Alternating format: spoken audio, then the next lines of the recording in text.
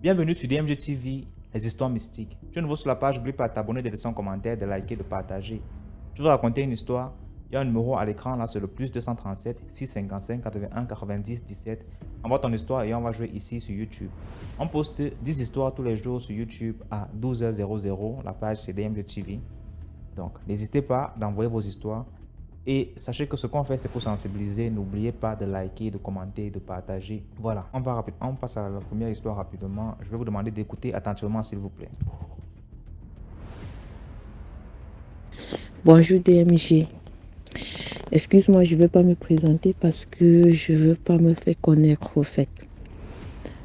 Voilà, c'est une histoire que j'ai moi-même vu que je peux dire ça se passait devant moi au fait. C'est pas que qu'on m'a raconté. Bon, du coup, l'histoire s'est passée à la Guinée équatoriale. Voilà, et du coup, c'était en 2014. Et je venais à peine d'arriver là-bas et vu que c'est un pays où on parle espagnol, bon du coup c'était pas aussi trop facile pour moi.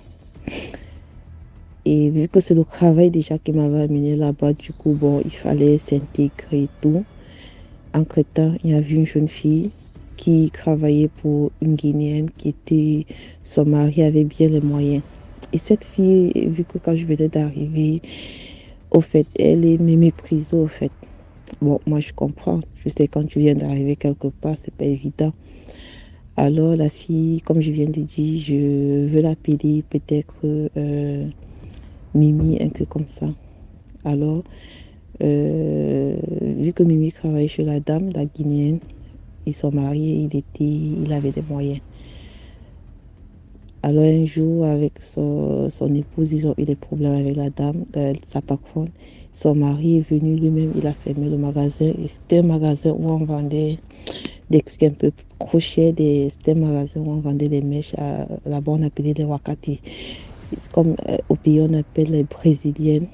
Et les monts crochets, des trucs, des parfums, des trucs vraiment chic et des trucs de marque, en fait. Alors, elle s'est retrouvée sans travail.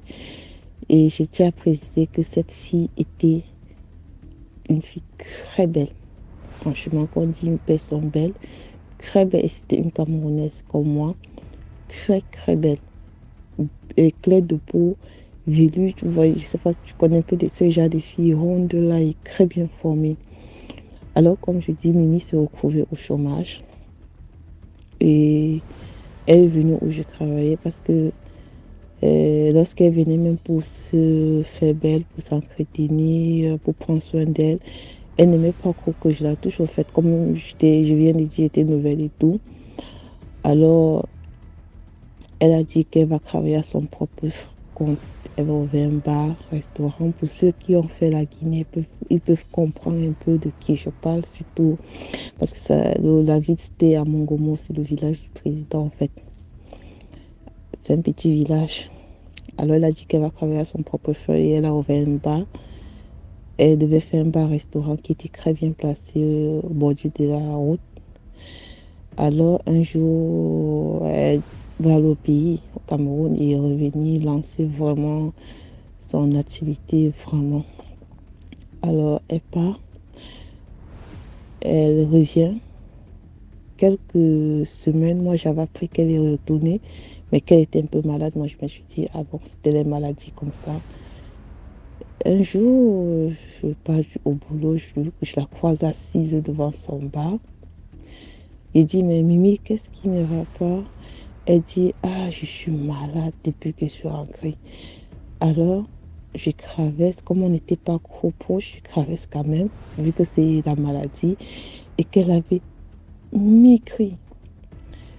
Elle avait beaucoup maigri. Je viens vers elle, je dis, mais qu'est-ce qui se passe? Elle dit qu'elle allait à l'hôpital, elle a fait tous les examens, c'est négatif. Elle me dit, tu peux même croire que j'ai le VIH, même ça est négatif. J'ai dit, mais c'est quelle maladie comme ça alors que tu as? Elle dit qu'elle ne sait pas. Alors quelques jours plus tard, il y a une de ses soeurs qui vient au salon, qui sont allées voir un prêtre, un pasteur exorciste.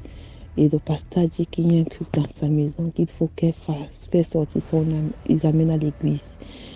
Alors, quand ils sont allés, ils ont trouvé une grosse marmite sous son lit, avec des trucs plein dedans, des herbes, des choses bizarres, mystiques. Le pasteur dit que non, il y a une chose qu'il faut qu'elle donne, qu'elle-même, il faut qu'elle retire, parce que ces choses-là qui le bloquent, qui le rendent malade. Le pasteur a demandé qu'il faut qu'elle se converse. Alors, ce qui se passait, c'est quoi? C'est que lorsqu'elle partait au Cameroun, elle avait croisé elle a vu une amie qui était anglophone. L'anglophone lui a dit voyez dans son village, à Bamenda, de rencontrer un monsieur qui devait lui donner des remèdes qu'elle vient mettre dans son bar enterré pour avoir les grands clients. Et comme ça, son bar devait tourner 24 sur 24. Et apparemment, elle n'a pas su respecter les conditions. Et ça s'est retourné en fait. Et cette fille ne faisait que maigrir de jour en jour. J'ai dit une personne peut-être qui est à 80 kilos, qui perd le poids jusqu'à ce qu'elle descende à 30 kilos, 40 kilos, un truc comme ça. Elle était méconnaissable. Alors, on ne sait pas vraiment, moi je ne peux pas vous dire n'importe quoi parce que vraiment, on ne sait pas si on lui demande une personne qu'elle n'a pas pu donner. C'était pas vraiment... Cette fille, la maladie n'a pas duré 1 mois. Il fallait qu'on cotise pour la renvoyer au pays pour qu'on puisse soigner. S'il fallait qu'on le ramène à la recherche de l'anglophone pour qu'on essaie qu'il essaie de la soigner, on sait. Voilà. Alors, temps d'arriver au pays, de voir trouver une solution et tout, elle n'a pas survécu et puis elle a rendu là. Vraiment, parce que ça a choqué tout le monde en fait. Parce que d'une personne qui brillait comme le soleil, la fané comme ça et mourir comme ça parce que elle voulait travailler, avoir des clients et elle a perdu sa vie comme ça. Et le moral de l'histoire, c'est quoi? C'est que vraiment, nous les filles, surtout que nous sommes à l'étranger et que nous voulons toujours être le m'as-tu vu, je suis plus que toi, je te dépasse, machin truc. Franchement, on n'est pas, la vie c'est pas la concurrence au fait, c'est pas une course. C'est pas une course, vraiment. À mes jeunes sœurs, allons doucement. Qui va doucement va sûrement. Ça ne sert à rien de courir, de vouloir aller faire des trucs que peut-être c'est même pas que tu sais même pas si comment la fin va être au fait.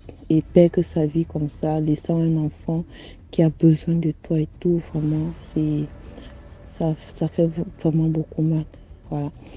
C'est un peu ça, en fait, que nous, vraiment, nous fassons très attention. Voilà, parce qu'il y a des gens qui peuvent aller pratiquer sa marche, on ne connaît pas. Les gens ne sont pas pareils. Toi, tu ne sais pas comment tu es. Bon, il y a les gens qui sont initiés, qui savent comment gérer le cul. Voilà. Bon, c'est un peu ça, je ne peux pas être trop long et je te passe une bonne soirée et liker, partager, voilà. Au revoir. Ok, maintenant on passe à la deuxième histoire. Merci pour l'histoire. Merci pour l'histoire. Deuxième histoire.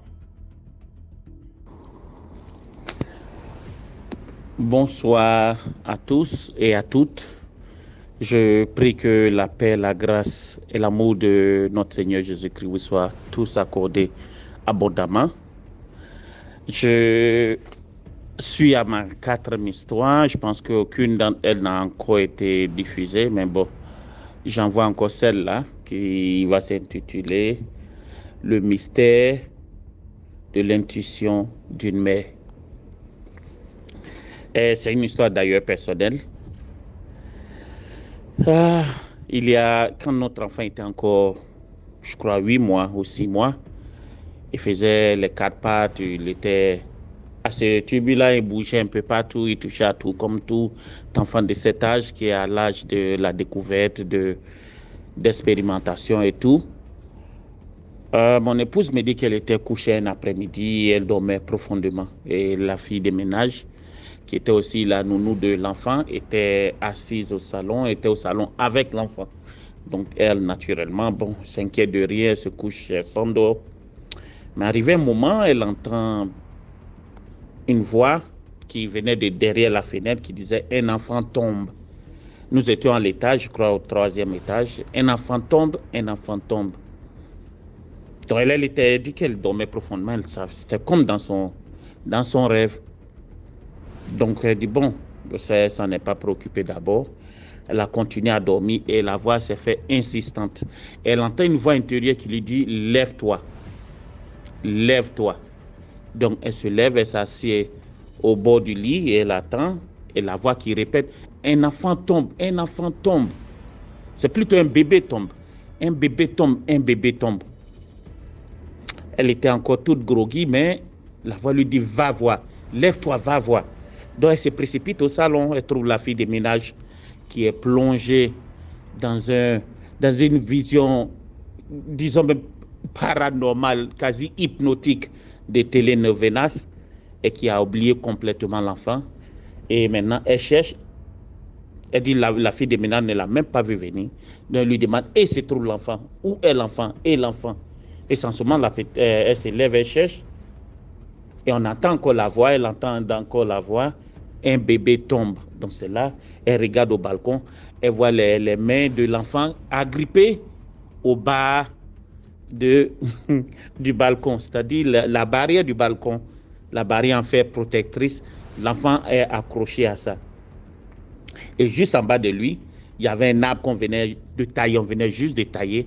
Et comme ce n'était pas bien taillé, d'ailleurs, on se plaignait de ça, que ce n'était pas bien taillé, c'était encore très pointu.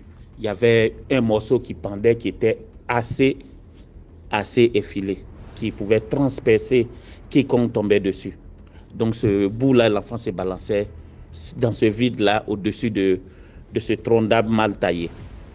Donc prise, elle était quasi paniquée, elle attrape la main de l'enfant, qui la regarde en souriant, elle le hisse, et le fait entrer de l'autre côté. Mais la partie mystérieuse, c'est que les enfants jouaient là, nous sommes dans un couloir et le terrain est assez éloigné du couloir. C'est assez difficile pour un ballon d'arriver dans ce couloir lorsque les enfants jouent. Mais ce jour-là, le ballon, je ne sais pas par quel miracle, le ballon est arrivé dans le couloir. Et c'est en venant chercher le ballon que l'enfant a découvert cette scène-là et s'est mis à crier. Un bébé tombe, un bébé tombe. Ce qui a littéralement sauvé la vie de mon fils. Et aussi, cet instinct maternel-là qui a poussé, la femme a dit, quelque chose ne va pas, il faut que j'aille voir. Et cette voix qui lui dit, lève-toi, va voir, lève-toi avec insistance. Après, je me disais, si c'était moi, peut-être que je n'aurais même pas entendu cette voix. Je serais tellement profondément endormi en toute insouciance, puisque la fille de ménage est là, donc qu'est-ce qui peut arriver? Mais elle a senti tout ça, que quelque chose n'allait pas. Cet enfant est venu dans le couloir, a commencé à crier, ce qui a alerté les gens, surtout mon épouse qui a pu extirper l'enfant de ce danger-là. Mais vous vous en rendez compte, je ne sais pas comment décrire, mais c'est difficile pour le ballon d'entrer dans le couloir. Le ballon peut aller tout droit, puisqu'il y a un grand mur planté devant. Donc ça veut dire que le ballon va taper ce mur-là d'une concession d'ailleurs et rebondir pour partir, mais pas aller dans le couloir de l'appartement où nous vivions. Mais le ballon allait là pour permettre à ce qu'on vienne pour pouvoir sauver l'enfant. Et mon épouse me dit après, lorsqu'ils ont fini de faire toute cette manœuvre pour hisser l'enfant, elle est descendue pour essayer de retrouver ce garçon pour lui dire merci, mais il n'y avait plus personne. Je ne sais pas si vous vous en rendez compte de cette puissance mystérieuse, cet amour divin de notre Père qui a envoyé un ange pour venir sauver l'enfant. L'enfant tombait outre la hauteur, mais il y avait ce tronc d'arbre là mal taillé. Il se serait affalé dessus. Au pire des cas, il tombait, il se fracassait sur les morceaux de gravats qui traînaient au bas. Donc, à tous les coups, c'était une mort assurée pour un enfant de cet âge, 8 mois à peine. Donc, c'est pour dire que j'ai profité de cette histoire d'ailleurs pour tirer mon chapeau à toutes les mamans qui nous écoutent, qui sont abonnées à cette page ou qui vont le devenir, toutes les mamans du monde entier. Je vous tire mon chapeau et je vous dis merci pour tout le travail que vous abattez. C'est un travail merveilleux, fantastique et extraordinaire. Et seul Dieu pourra vous bénir pour ça. Merci les mamans. Donc c'était toute mon histoire et que personne n'oublie de liker, de commenter et puis surtout de partager pour pouvoir atteindre le plus grand nombre de personnes pour sensibiliser. Du courage et merci à toi DMG. Portez-vous bien. Voilà, maintenant on passe à la troisième histoire. Allô, bonsoir DMG. Comment vous allez? Oui, j'aimerais raconter une histoire qui s'est passée dans mon village. Il y a un jeune et il est jeune, il est très jeune. Quand il a commencé sa vie, il aime chercher les femmes. Il aime chercher les femmes. Souvent, il sort, il va en boîte. Au retour, il doit toujours amener une fille chez lui à la maison. Donc, c'est comme ça qu'il se comportait tous les jours. Tous les jours que lui, il a le temps, il sort. Quand il va en boîte, il vient toujours à la maison. Il vient toujours dormir avec une fille à la maison chez lui. Et un jour, on était au moment de la fête. Il était parti en boîte. Il est parti se chauffer bien. À son retour, il a encore envoyé une fille. Il a envoyé une fille chez lui à la maison. Au moment où il passait, les gens l'ont vu même. Mais les gens ont vu qu'ils ont constaté quelque chose chez la fille que c'était pas normal. Quand les gens voulaient parler, il s'est fâché. Il a pris la fille. Il est rentré chez lui. Ils se sont dormis. Quand il dormait dans la nuit profonde, vers 3h, 4h comme ça, il se réveille pour aller pisser. Il voit que la fille est devenue cercueil sur son lit. Il a commencé à crier, jusqu'à les voisins sont sortis. Et tout le monde ils sont partis chez lui pour voir. On voit une cercueil comportant un corps sans vie, bien habillé dans le cercueil. Le jour-là, c'était pas facile, hein? Le jour-là, tout le village s'est mobilisé. Ils sont partis appeler les gens. Ils ont tout fait. Le cercueil, il a refusé de partir jusqu'à toute la journée. Elle est restée. C'est dans la nuit, dans la nuit, que quand ils se sont couchés, on a appelé un marabout. Il est venu. On a appelé les prêtres aussi, sont venus prier jusqu'à ça n'allait pas. C'est quand la nuit est tombée que le cercueil a disparu chez lui. Voilà mon histoire, ce que je voulais vous conter. J'ai beaucoup d'histoires, DMG. Mais là, j'ai un peu sommeil et puis je suis un peu fatiguée aussi. Demain, je vais vous encore conter encore une autre histoire. Ok, merci BMG. Merci beaucoup. Bonne nuit. Merci beaucoup pour l'histoire. Là, on passe à la 4e histoire. Surtout, likez, commentez, partagez. Je suis de la Côte d'Ivoire, précisément à l'ouest de la Côte d'Ivoire. Je suis né dans une famille maternelle, c'est-à-dire la famille de maman. Et le jour de l'accouchement, puisque d'après ce qu'ils m'ont raconté, le jour de l'accouchement, ma maman était très jeune avec la grossesse. Donc, le village, c'était la première fois qu'une telle jeune fille était enceinte et elle était sur le point d'accoucher. Et bien dit, c'était un enfant prématuré. Puis au village, il n'y avait pas de soins appropriés. Donc, c'était silence total. Soit l'enfant mourait ou sa mère restait. Donc, c'était silence total.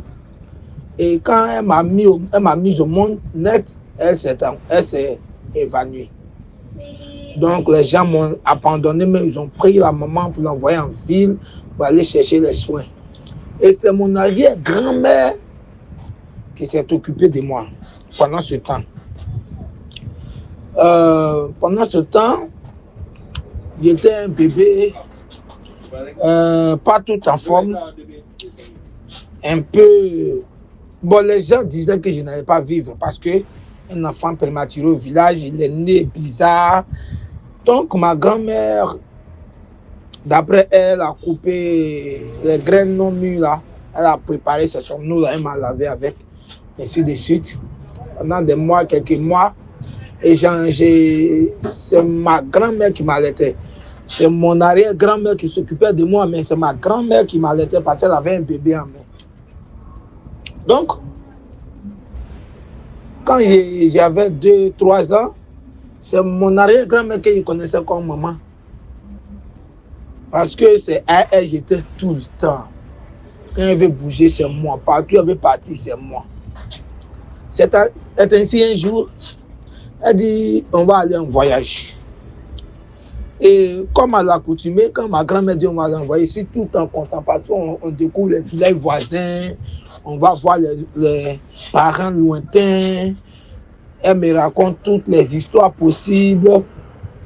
Donc ce soir-là, j'ai pris le bagage de ma grand-mère et moi et on a commencé à partir. Elle avait une canne et j'ai attrapé la canne. On a parcouru environ 4 villages et c'est au 5e village qui était notre destination. On est arrivé vers les 17h, 18h. Par là, on est allé dans notre famille d'accueil, qui était aussi des parents. Et ils étaient encore au champ. Donc ce sont les enfants qui nous ont reçus. Ils nous ont donné de l'eau à boire. Ma grand-mère s'est endormie. Donc, le soir venu, les parents sont revenus du champ. Ils nous ont reçus, ils nous ont donné à manger.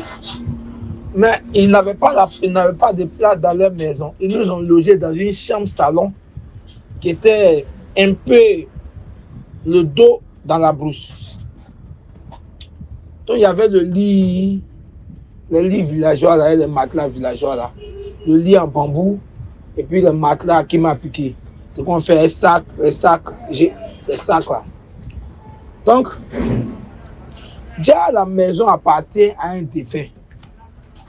C'est-à-dire, il y a un monsieur qui allait à l'aventure dans ce village. Et il travaillait pour les gens dans ce village. Il était gentil. Il travaillait dans le champ des gens, on lui donnait l'argent. Même quand tu n'as pas l'argent, il partait travailler pour toi. Ne serait-ce que pour avoir quelque chose pour manger. Ce monsieur était quitté loin, très loin pour venir dans ce village. D'après l'histoire, le monsieur serait mort déjà là-bas et il est revenu à l'aventure. Donc, comme lui-même, il est gentil, il a aidé les gens. Quand il est tombé malade dans ce village-là, aucun des villageois ne s'est occupé de lui. Il était malade, il n'arrivait plus à manger. On peut même dire que c'est la faim qui l'a tué. Et quand il est mort, ils l'ont enterré. Et chaque fois quand il y a un étranger qui vient, c'est dans sa maison qu'on loge les étrangers. Donc c'est comme ça qu'ils nous ont donné la maison là. On s'est lavé, ma grand-mère, moi, je me suis lavé. Bon, elle m'a lavé et puis elle s'est lavée. On allait dormir. Moi, je suis un enfant qui ne dort pas trop vite. Je dors toujours après 22h, 23h par là. Mais depuis mon bas âge, je suis un peu clairvoyant. Quand je suis quelque part, quand c'est un esprit qui est là, ou bien quelqu'un qui est en train de faire des choses un peu bizarres, mystiques, je vois. C'est ainsi que ma grand-mère s'est endormie. Moi, je suis couché sur la nuque, mais je ne dormais pas. J'entends quelqu'un qui est en train de gronder seul, il parle seul, il est nerveux, il parle et puis il ouvre la porte, il rentre, commence à parler.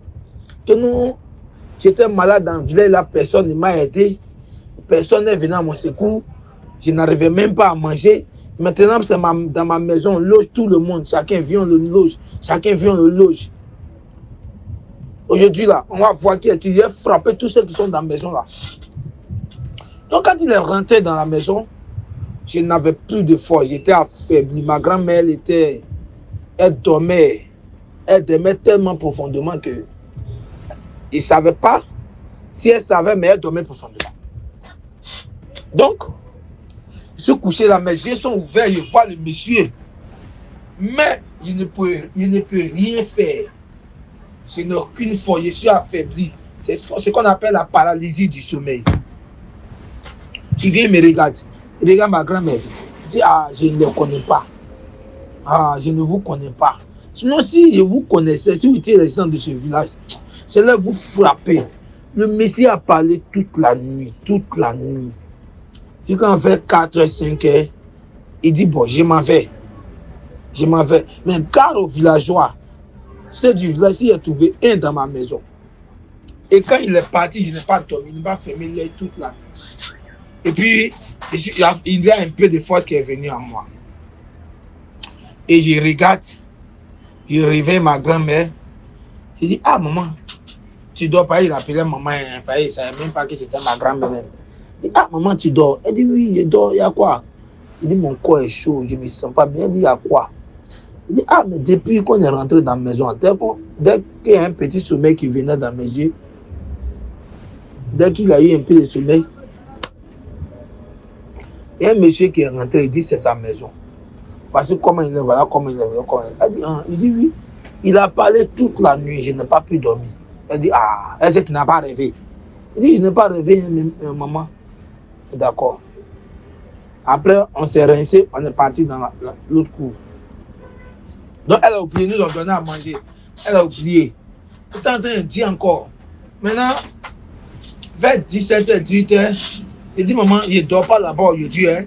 Il dit, il ne dort pas dans la même maison. Là. C'est là qu'elle s'est rappelée, elle a appelé la maman qu'on allait voir. Là. Elle dit, ah, mais la maison que vous nous avez donnée, c'est la maison de qui?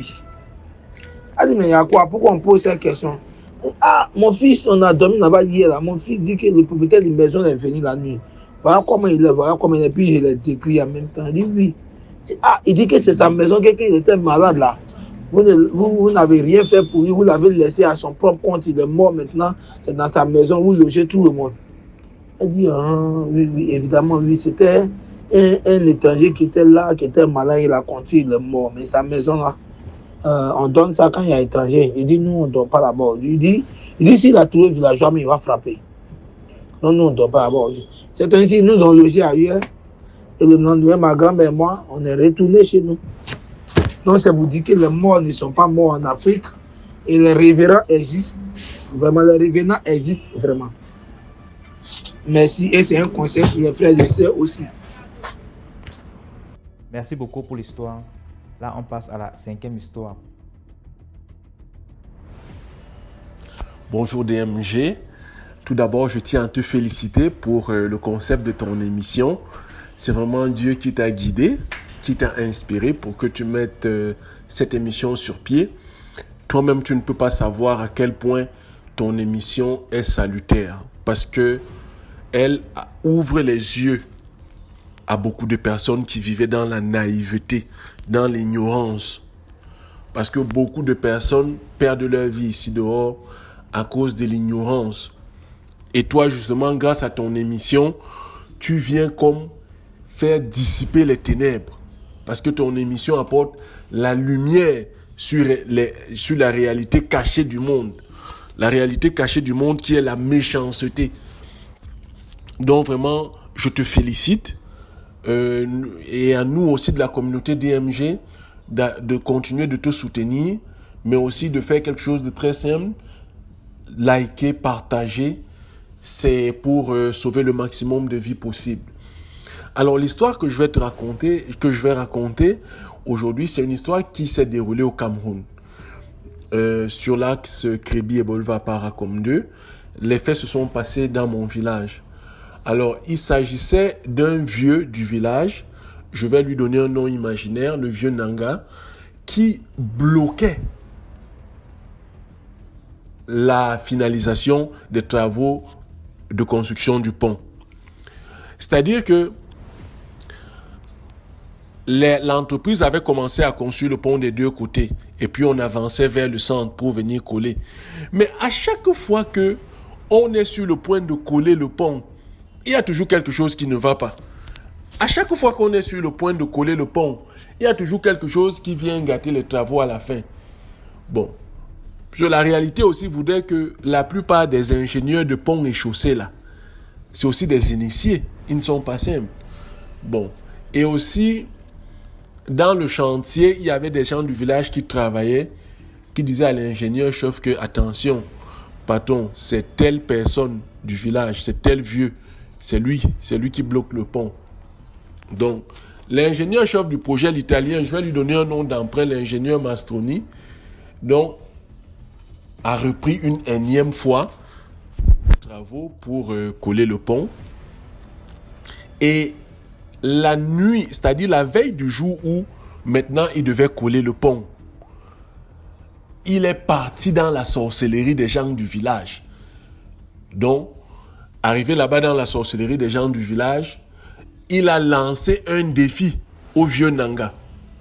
Bon, il dit au vieux Nanga que j'aimerais voir si tu peux être capable de faire quelque chose que moi je vais faire, afin de voir si tu parviens à le faire, je saurai que tu es véritablement puissant. Le vieux Nanga lui dit que vas-y, fais ce que tu as à faire. Je verrai ce que ça peut être pour que moi aussi, moi Nanga, je ne sois pas capable de le faire. Donc, l'ingénieur-chef a commencé, il a dansé, à il danse. Allez, vite! Il entre dans la bouteille. Arrivé là-bas dans la bouteille, il danse. Et puis, vite! L'ingénieur, il dit au vieux Nanga que bon, si toi aussi tu peux être capable de faire ça, je saurai que tu es puissant. Le vieux Nanga a d'abord éclaté de rire. Il demande à Mboulou que Djenina Bodji, c'est-à-dire que ce que celui-ci fait ci, c'est quoi? Après, il poursuit en disant que Mazuliti Yena Joma Bodjina Enjik Bodjo Mezing. C'est-à-dire que je vais lui montrer que ce qu'il fait ci n'est rien. Alors, le vieux Nanga a dit à son tour, il danse, il arrive, il entre dans la bouteille, et dans la bouteille là-bas, il danse, et c'est là où l'ingénieur maçonnier ne peut pas fermer la bouteille. Il a fermé le vieux Nanga dans la bouteille. Le lendemain donc, c'est là où on a pu enfin coller le pont. Et le jour suivant, le vieux Nanga est mort. Donc, c'est une façon de dire que beaucoup de projets dans nos localités qui ne marchent pas. On dit, oh, la route, il n'y a pas la route. Beaucoup de projets qui ne marchent pas. C'est parce que Il y a des vieux dans les villages qui bloquent. Il y a, comme le vieux qui bloquait le pont là. Tant qu'on ne l'anéantissait pas, le pont ne pouvait pas être collé.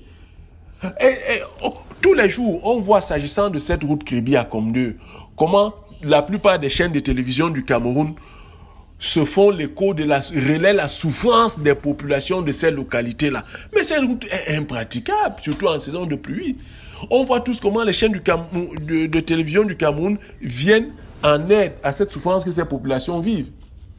Bon, le gouvernement a même pris le problème à bras du corps. Le ministère des Travaux publics a lancé un avis d'appel d'offres international. On a recruté une entreprise italienne. Tout est fin prêt. Mais il y a toujours quelque chose qui vient faire que la route là est toujours bloquée. Le projet n'avance pas.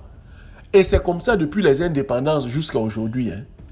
Donc, c'est des réalités qui font que parfois, on se dit que non, c'est le gouvernement qui ne veut pas faire la route. Parfois, on se dit que non, la route est bloquée à cause de telle raison officielle. Ah, c'est faux. C'est les papas des villages qui sont là, qui font la sorcellerie. C'est eux qui bloquent la route. Ils ne veulent pas le développement. Et là, maintenant, vous savez, les choses de la sorcellerie, c'est comme quand on lance peut-être un mauvais sort à quelqu'un. C'est-à-dire que quand on lance un mauvais sort à quelqu'un, quand on va à l'hôpital, on va te dire que la personne est morte de ceci, de cela. C'est-à-dire que médicalement, on va toujours trouver une raison, un diagnostic médical au mauvais sort qui a été lancé sur le plan mystique. C'est aussi comme ça avec la route. Quand ils font leur sorcellerie là pour bloquer la route, mais il y aura toujours des raisons qui officiellement vont venir apparaître que maintenant, les travaux ne sont pas lancés à cause de ceci, les travaux ne sont pas lancés à cause de ça. Mais au fond, c'est eux qui bloquent. Donc, la moralité de l'histoire, c'est pour dire que quand on voit des projets qui n'avancent pas, des projets qui sont bloqués, surtout certains projets comme celui-là, où le gouvernement est déjà allé jusqu'à cibler une entreprise pour venir travailler, pour venir faire les travaux, tout est déjà fin prêt officiellement, mais il y a toujours quelque chose qui bloque, et ceci depuis des décennies, parce que la route là, c'est toujours comme ça. Depuis les indépendances, il y a toujours quelque chose qui vient bloquer pour que ces travaux-là ne se fassent pas. Il faudrait que, à l'origine de cela, face à de telles situations de blocage inexplicable, que les populations des villages demandent aux papas dans les villages que vraiment les papas, est-ce que en réalité vous voulez vraiment que cette route passe? Parce que tant que ce problème n'est pas résolu à la base, et si c'est eux dans les villages avec la sorcellerie qui bloquent la route ne va jamais passer. La route là, ça va faire même 1000 ans là, ça ne va jamais passer. Il y aura toujours une raison qui sur le plan officiel va venir apparaître que les travaux ne se font pas à cause de ceci, les travaux ne se font pas à cause de ça. Or que c'est les papas des villages. Quand le vieux Nanga bloquait le pont là, mais il y avait toujours une raison qui, sur le plan des techniques du génie civil, des techniques des ponts et chaussées, venait dire que non, on ne parvient pas à coller le pont à cause de ceci, on ne parvient pas à coller le pont à cause de ça. Mais en fait, c'était la sorcellerie du vieux Nanga qui faisait qu'on ne... Mais c'est ça, qu'on ne parvienne pas à coller le pont. Et quand l'ingénieur l'a neutralisé, le lendemain, on a collé le pont. Donc, c'est aussi comme ça. La moralité, c'est qu'il faudrait que les populations de ce tronçon-là parlent à leur papa pour demander à leur papa que vraiment les papas, est-ce que en réalité, vous-même, vous voulez que la route s'y passe? Parce que nous avons déjà trop souffert. La route doit passer. Laissez donc passer la route. Donc, c'est ça. Alors, et c'est le cas pour cette route-là. C'est aussi le cas pour beaucoup d'autres routes et de projets dans le pays où les populations sont sujets à ces phénomènes de sorcellerie maléfique. C'est-à-dire, on dit la sorcellerie maléfique, c'est vraiment la sorcellerie où l'être humain fait le mal pour nuire. Pour nuire. Il bloque les routes, il bloque des ponts, il bloque des choses comme ça. Donc, c'est un peu ça. DMG, encore courage, félicitations. Nous te soutenons. Et à la communauté DMG, Merci pour l'édification à travers chacune de vos histoires. Et continuons de liker et de partager. Merci et bonne soirée à tous. Au revoir. Merci beaucoup pour l'histoire. Maintenant, on passe à la 6e histoire. Salut DMJ, c'est pour raconter mon histoire. C'est mon histoire personnelle. En fait, je fréquentais dans un collège de la place situé à Terminus. Terminus, oui. Chaque matin, j'allais à l'école. Je faisais 6e. Chaque matin, j'allais à l'école avec un camarade de classe. Il venait me chercher quotidiennement. Nous allions à l'école chaque matin. Un matin, il vient me chercher. Nous sommes à mi-chemin pour l'école. Il y a une voiture, une grosse voiture. Je crois que c'était une Prado. La Prado gare, c'était un jeune monsieur, un jeune gars. À l'époque, nous étions encore très petits. C'était un jeune gars quand même. Quand tu voyais, il nous dit qu'on monte. Il nous laisse à l'établissement puisque lui-même, il passe par là. Ah. Il dit à mon ami qu'on part, non. Mon ami dit ok. C'est mon ami qui me dit qu'on part. Moi, j'avais d'abord peur, puisque mes parents m'avaient toujours interdit de monter, de partir avec les étrangers et tout. Mon ami me dit qu'on part. Moi j'ai peur, il dit tu as peur de quoi on part. Ok, on monte à l'arrière. Le monsieur était tout souriant, il était très gentil. Ça va bien. Vous faites quelle classe et tout? On dit on fait 6e. Il faisait 6e, oui. Il dit on fait 6e. Il dit oh là, vous fréquentez dans un grand établissement, c'est bien, c'est bien. Chose curieuse, sur le même tronçon, il y avait d'autres élèves du même établissement. Mais il ne s'est pas arrêté pour les porter. Donc, comme il nous a porté nous deux, il ne s'est pas arrêté. Pourtant, il a une grosse voiture qui pouvait porter même 5 personnes, même 7 personnes. C'était une Prado. Et comme nous étions petits, ça pouvait porter même 7 personnes. Mais il ne l'a pas fait. Et il a dit qu'il passe pour nous laisser. Il est passé. Moi, j'ai soufflé à l'oreille de mon ami. Comme nous étions à l'arrière, j'ai soufflé à l'oreille de mon ami que si le monsieur continue tout droit, puisque la route normale, quand on arrive au rond-point CCC, on doit virer, monter vers Isakam pour arriver à l'établissement. Moi, je lui ai dit que s'il continue, j'ai dit à mon ami que s'il continue tout droit vers Ndokoti, moi, j'ouvre la portière, je saute. Puisque je voyais trop les films. Non. Pour moi, sauter d'une voiture à marcher, c'était évident. Mon ami dit que moi-même aussi, j'ai fait pareil. Comme on était à la malle arrière, on était à l'arrière de la voiture. Chacun de nous était à côté de la portière. On avait arrêté la portière. Que dès qu'il fait comme s'il veut continuer vers de côté, on saute seulement. Il arrive au rond-point CCC. Il tourne normalement. Vroom. Merde. Il part nous laisser. Il arrive à l'établissement même. Dès qu'il gare, il nous gronde de sortir de sa voiture. Sortez de ma voiture, sortez rapidement. Et il dit encore c'est encore quoi comme ça? On sort rapidement. Quand on sort maintenant dans la précipitation, il nous appelle encore, il dit que venez. On revient, il nous dit ceci. Si quelqu'un vous demande encore de monter dans son véhicule pour vous laisser, il faut refuser. Vous me suivez?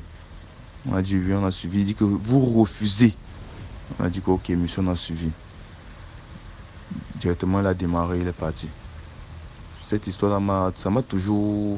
Je me suis demandé qu'est-ce qui s'est passé, qu'est-ce qu'il voulait faire avant que ça n'a pas marché. Donc, soyez vraiment... Je demande aux parents de dire souvent aux enfants d'être beaucoup vigilants, beaucoup. Peut-être ce jour-là, c'est Dieu. Je ne peux pas dire peut-être, mais je suis sûr que c'est Dieu. Puisque ce monsieur avec d'autres résidents en tête qui a seulement changé à mi-chemin. Donc, je demande beaucoup aux parents d'être vigilants. Merci pour l'histoire. Maintenant, on va passer à la 7e histoire. Bonjour DMG, bonjour la communauté DMG. DMG, je te suis depuis et j'écoute tout le temps tes histoires. Je rate pas tes histoires que tu postes à 12h, je rate pas les directs. Je suis toujours là, mais j'avais pas encore raconté une histoire. Mais comme vous savez tous, le slogan liker et partager pour sensibiliser plusieurs personnes, c'est ça en fait le plus important. Voilà, DMG, je suis une jeune Gabonaise. J'ai passé pratiquement toute ma jeunesse au Gabon. au Gabon, précisément dans une ville du Gabon à Moanda. Pour les Gabonais, ils vont connaître en fait. Et en ce moment, je suis au Sénégal pour les études. J'ai écouté tes histoires et j'ai voulu partager une histoire aussi que j'ai vécue moi-même. Je ne sais pas vraiment si c'est bon. Je crois que ça a l'air mystique parce que on était petits et on ne savait pas vraiment ce qu'on faisait. Voilà, à Moanda, il y a une entreprise, une grande entreprise du genre qui met bien à l'aise ses employés en fait. Les employés restent dans les cités, tout ça, machin. Mais à un moment donné, il faisait partie des enfants en colonie de vacances. Donc avant le Covid-19, des enfants partaient en colonie de vacances. Donc pour le parent qui voulait inscrire son enfant, qui voulait envoyer son enfant en vacances, pardon, il partait inscrire son enfant et on le validait pour aller en colonie de vacances. Voilà. Et l'histoire s'est passée, je crois, en 2010 ou 2011 comme ça. Voilà, mon père, vu que mon père, lui, il n'aimait pas nous faire partir chez les parents pour passer des vacances parce qu'il disait non, il n'aime pas entendre des bruits, on a dit, voilà ce qui s'est passé pendant les vacances. Donc, il préférait nous garder. Maintenant, lorsqu'il a eu l'occasion de nous mettre en colonie de vacances, voilà, il m'a mis en colonie de vacances. Et déjà, en colonie de vacances, c'est quand on quitte la ville où on est pour aller dans une autre ville, en fait. Et quand tu pars en colonie de vacances, ça te permet de visiter d'autres villes encore, de visiter les sociétés du Gabon, de visiter telle ou telle chose. Et nous, on est allé dans une autre ville nommée Bakumba du Gabon, en fait. On est allé à Bakumba. Voilà, on part à Bakumba. J'étais partie aux colonies de vacances pendant 2 années successives. Donc, la première année, tout s'est bien passé et tout. Et ça m'a motivée à y aller. Donc, en 2010, j'étais contente de partir en colonie, voilà, et tout. J'étais partie.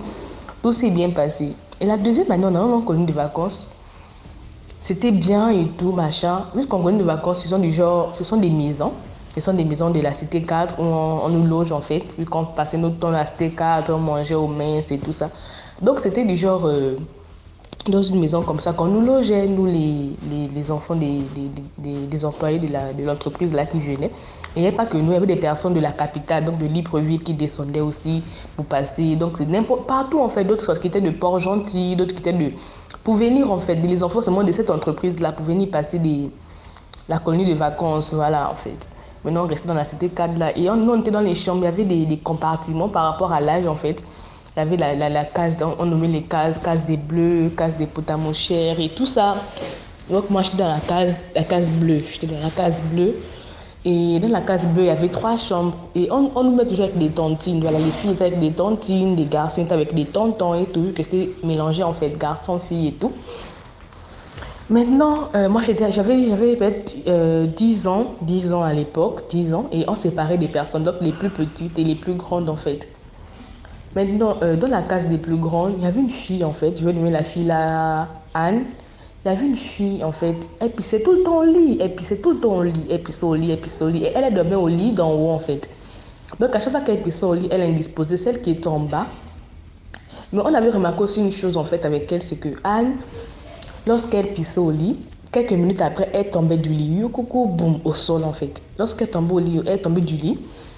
Elle restait, la position qu'elle est tombée là, DMJ, elle reste là, elle ne se lève pas jusqu'au matin. La position qu'elle est tombée là, elle ne se lève pas jusqu'au matin.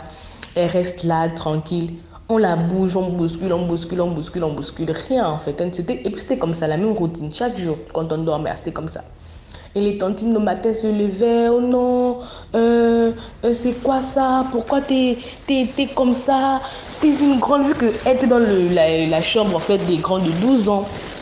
Pardon, je vais brancher mon chargeur. Elle était dans la chambre des grands de 12 ans et tout.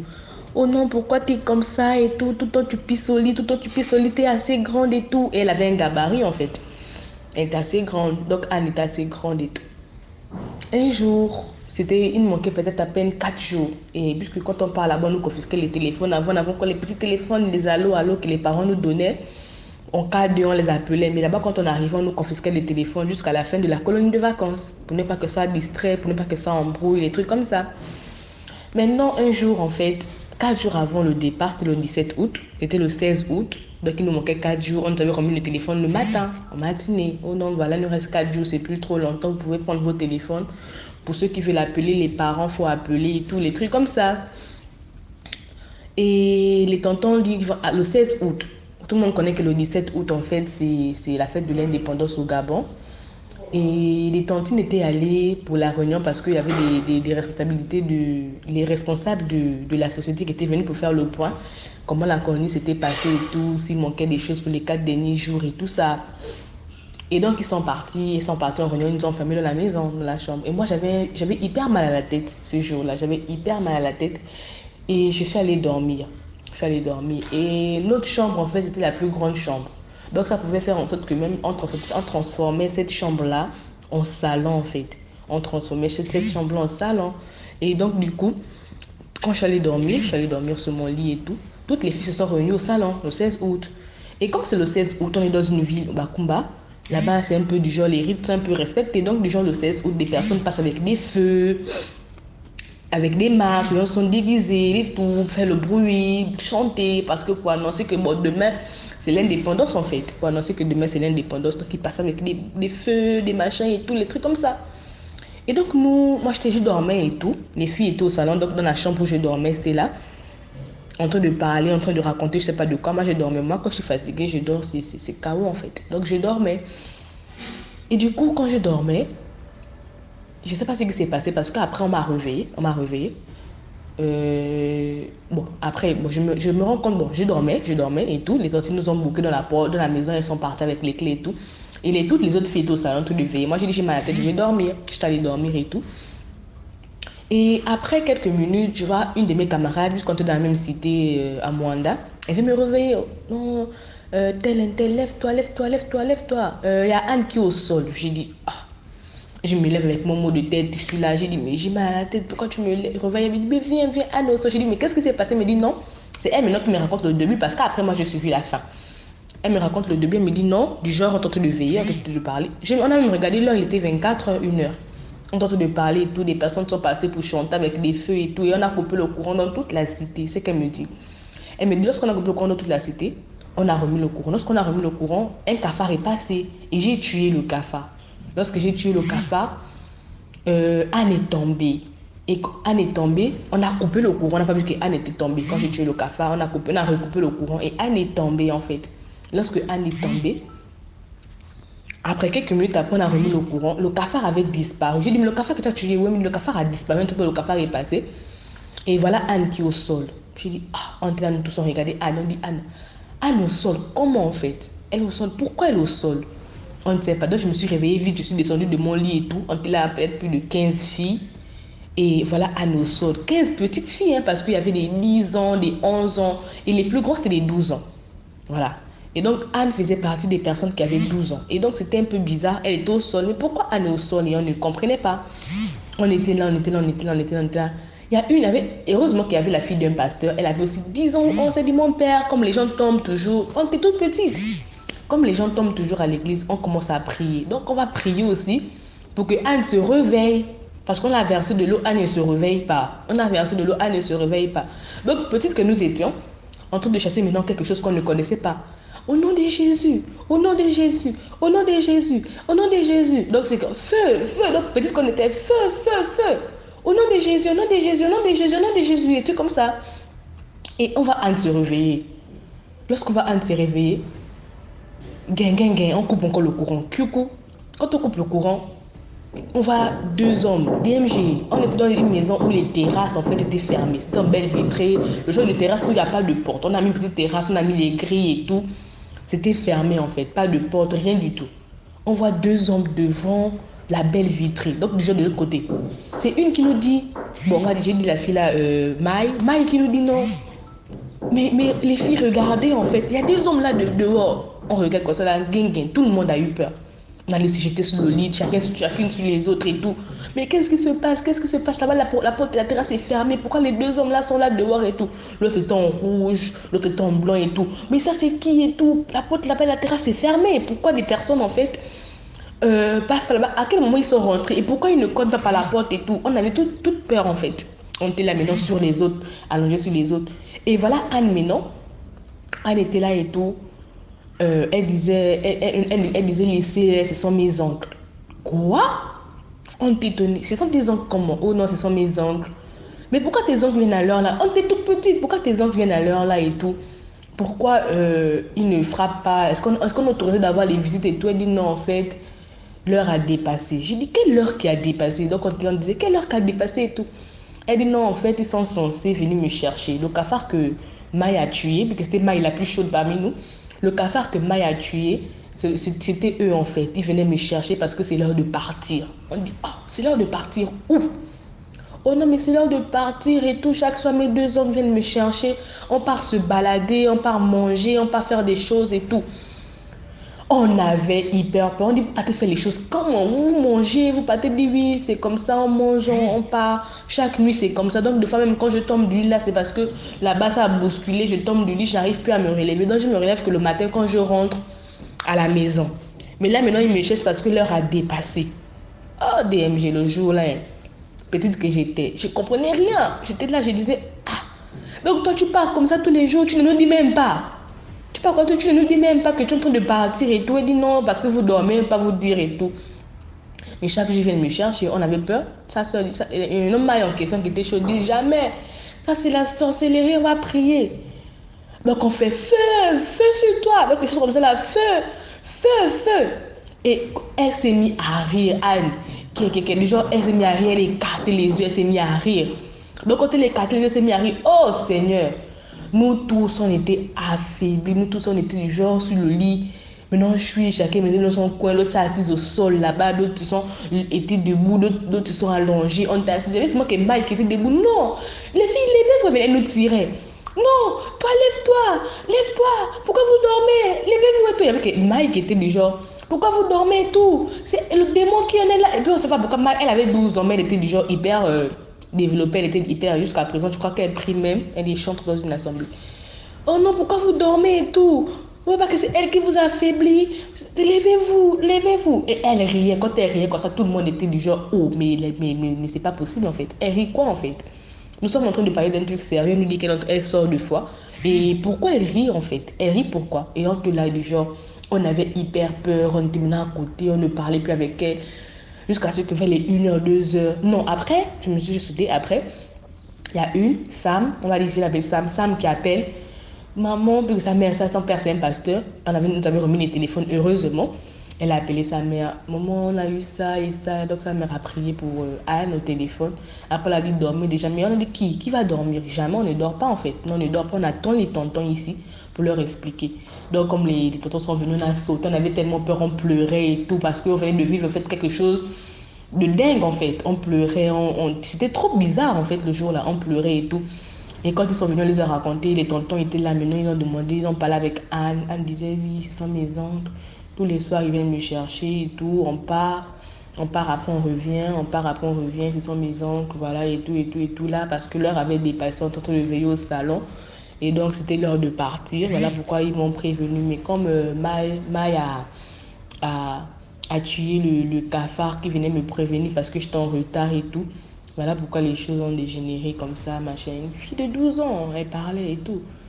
On ne voulait même plus dormir avec elle, on ne voulait plus rien faire avec elle. Et tonton nous disait non, faut continuer à être avec elle. Et ils nous rassurent en disant non, mais la mère de San a prié pour elle, non. Donc c'est que c'est, ah bon, vous pouvez rester avec elle, c'est que tout est terminé en fait. Et nous on avait toujours peur, il nous restait 4 jours en colonie de vacances. On avait toujours peur et tout. Et on disait pardon, on ne sait pas ce qui se passe avec elle. Mais non, j'ai grandi, lorsque j'ai grandi, je suis que, oh, là il y avait quelque chose en fait. C'est un truc mystique qui s'est passé là et tout, machin. Et je sais pas en fait. Donc la société là fait toujours partie des gens en colonie de vacances. D'autres au Cameroun, d'autres à Sao Tomé, d'autres c'est voilà en fait. Et donc ils ont arrêté à cause du Covid. Je sais pas si ça va reprendre. Mais juste la morale de l'histoire c'est quoi? C'est que c'est pas interdit d'envoyer ses enfants en colonie de vacances. Voilà.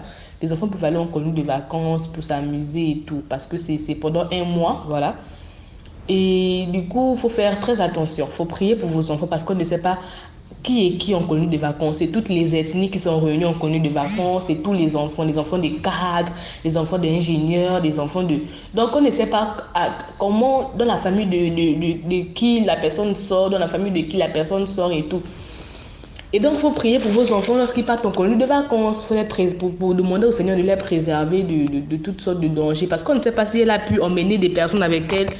On ne sait pas si elle a pu initier d'autres personnes dans sa sorcellerie ou quoi. Mais ce que c'est qu'elle sortait en vampire.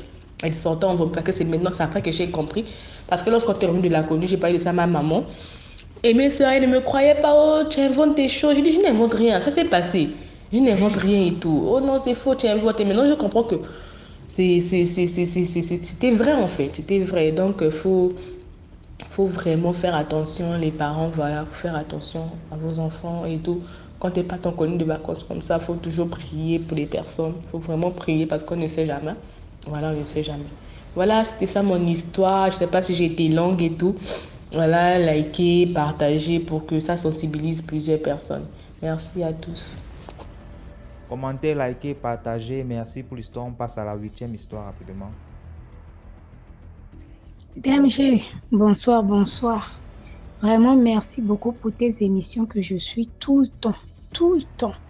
Je suis choquée et je suis choquée de tout ce que j'entends. Tu sais ce que j'ai vécu par rapport à ma mère, je t'ai dit qu'on a découvert la sorcellerie et tout. Imagine que je voulais te dire que la sorcellerie que vous savez, toute notre vie, c'est qu'une piège.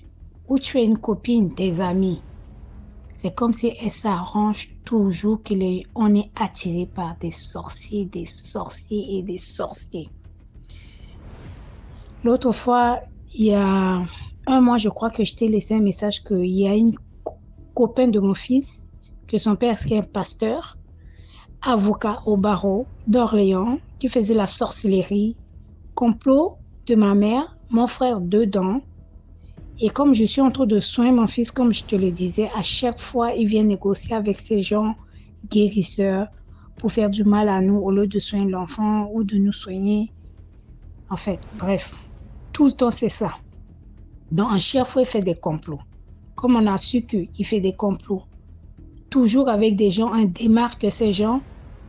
Maintenant, il voit que j'étais allée faire un scandale il y a un mois dans l'église là, dans un petit quartier là-bas à côté, dimanche. Mon fils a failli. Ils ont repris contact avec mon fils. Heureusement, ma soeur s'est réveillée et dit « Hey Yannick, il a pensé. Il a vu mon fils, il voulait sortir. Il l'a attrapé. On est parti faire le scandale comme un malade dans l'église. J'ai crié comme un folle sur le pasteur là, avocat au barreau d'Orléans, avec son fils. Les gens m'ont attrapé pour sortir dans l'église. Explique, j'arrivais pas à expliquer tellement que je suis énervée. J'ai expliqué les trucs. Ma soeur l'a dit que depuis qu'elle fait la sorcellerie, détourner l'enfant l'écoutait plus que moi. Tous les mal qu'il faisait, moi j'accusais ma mère et tout. Or que c'était cet avocat était complice avec le lointain, avec le père de mon fils qui était un revenant ou un grand sorcier dans le secte de Rose-Croix que je ne l'ai jamais vu pendant tant d'années que j'ai accouché. Elle faisait du mal à mon enfant. Donc à chaque fois j'ai consulté, les gens me consultaient, me disaient son père. Donc quand j'ai fait scandale là-bas, là, pas possible. Le responsable, c'est un Français, il m'a demandé « Ouais, qu'est-ce que tu veux? Pourquoi tu... » J'ai dit « Non, ça fait un moment qu'elle détourne mon enfant, elle fait la sorcellerie et tout. Sur l'enfant, elle veut tuer l'enfant dans le monde de sorcellerie. Il faut qu'il arrête de tout suivre ma famille. Ce n'est pas sa famille. » Et comme mon fils est maintenant chez moi, il y a un moment, il dormait chez ma soeur, comme je suis jumelle. Et maintenant, j'ai récupéré l'enfant, fuit la maison pendant une semaine. Donc, je suis allée le chercher et tout, ramener à la maison. Parce qu'il est parti chez ma mère. Il dit, mais n'oublie pas que c'est une sorcière. Mais heureusement, ma mère était au pays, pas ici en France actuellement. Elle était partie en Afrique, au Togo, au Bénin. Non, c'était au Bénin pour faire la mauvaise chose. Quand on était là-bas, on sentait que c'était... On était vraiment attaqués, tu sentais que c'était quelque chose bougeait, c'est fort. Donc après, elle est repartie au pays il y a un mois et demi, je crois. Un mois et demi. Donc, il est là-bas, il a essayé de prendre contact avec une connaissance que j'avais pris connaissance. Je ne sais pas comment il arrive à savoir tous les gens que je côtoie de loin, de près, c'est ça. C'est un truc de ouf. Donc, Cette amie m'a appelé, oui, il y a une fille de ton beau-frère là, monsieur, fille de ta beau-père, cherche à me voir et dit que c'est ma mère qui veut le voir. J'ai dit, ben, c'est vos problèmes, hein. Elle veut te voir, moi, j'ai rien à voir avec elle. Et tout d'un coup, hier, un famille là, un grand-père de lointain, l'enfant, le fils de sœur de mon arrière-grand-mère, elle nous appelle. Oui, je vous appelle à propos de votre mère, vos problèmes là, ça a duré trop longtemps pour que vous faites la paix. Ma sœur l'a dit, elle aime la sorcellerie, elle aime faire du mal. Tous les sorcelleries que vous avez fait dans la famille, de nous faire du mal là. Avant, on était ignorants, maintenant on n'est plus ignorants. Continuez à faire vos sorcelleries, on n'est plus dedans. Il était gêné, il était pressé de raccrocher. Pressé de raccrocher. Donc vraiment, à écouter ton émission, il y a beaucoup de choses que je me posais des questions, j'ai eu ma réponse. Je me rends compte que les gens qui sont sorciers, c'est même pas la peine de pardonner. Parce que mon frère qui était sorcier avec ma mère, on l'avait pardonné. Ma mère a failli le tuer dans la sorcellerie. On a payé quelqu'un pour la soigner. Et c'est lui qui a l'origine de mettre le fils de avocat là devant mon fils pour piéger mon fils pour lui faire du mal. Ils ont volé son étoile. Ils ont volé son esprit, mettre dans une bouteille. L'enfant était zombie, l'ombre de lui-même. Plus présent. L'enfant qui cherchait des petits boulots, qui faisait des trucs. L'enfant, il tourne en rond dans la maison. Plus de force, plus de courage. Il fait que dormir. Avec la grâce de Dieu. DMJ. C'est dur. Quand tu as une famille sorcière et que toi, tu l'as pas, c'est compliqué. C'est dur. Très, très dur. Très dur. Mais ton émission, merci. Vraiment, merci beaucoup. Parce que ça nous ouvre les yeux. Ça rend... Moi, je croyais que, ils ont une partie de humain en eux que Dieu a créé. Peut-être, quand ils peuvent revenir à eux, ils peuvent changer, mais je rends compte que c'est pas ça. Toute notre vie d'MJ, les copains, des amis, des copines qu'on croise, c'est que des sorciers, des mauvaises personnes. C'est un truc de ouf. C'est sur ton émission que je rends compte que peut-être il y a des gens qui ne possèdent pas la sorcellerie. Parce que c'était pas possible, quoi. C'est incroyable. C'est incroyable. Voilà. Rencontrer que des sorciers et tous les jours que Dieu fait. Hein? C'est incroyable. Mais j'espère qu'il y aura des gens qui ne possèdent pas la sorcellerie parce que c'est difficile à croiser moi-même. Hein? Parce que je ne comprends rien. C'est pas possible. Tout le temps, on a traversé un moment difficile d'MG. Très difficile. L'autre fois, je t'ai expliqué les histoires. J'arrive pas à expliquer. J'explique vite fait. Je suis en colère. Je suis énervée. J'arrive pas à expliquer les choses. C'est tellement beaucoup. C'est tellement énorme. C'est difficile. Ces sorciers-là, ils sont forts. Ils te piègent tout le temps. Ils te suivent à la lettre. C'est incroyable. Incroyable. Ils sont à la chance de voler l'étoile, les chances, l'énergie des gens. Même là où je travaille, ils n'y voient rien. Elle a voulu me voler mon énergie, me faire du mal. Mais à la fin, c'est elle qui est en train de détester. Elle fait que des bêtises au travail. Elle s'est dit, les gens viennent me voir qu'elle est jalouse de toi. Elle est jalouse de toi. Moi, je dis, moi, je viens d'arriver. Qu'est-ce que je peux faire? Si elle est jalouse, mais jusqu'à les gens viennent me dire, Dieu t'aimait, Dieu t'aimait. Et DMG, les racks là, moi, je suis cariste. Tu enlèves les palettes qui sont lourdes jusqu'en haut pour mettre. Elle a tout tombé, ça par terre. Vraiment grave. C'est grave. DMG, merci pour tout ce que tu fais. Vraiment, ça ouvre les yeux. Ça prend conscience. Merci. Merci beaucoup pour l'histoire. Là, on passe à la 9e histoire.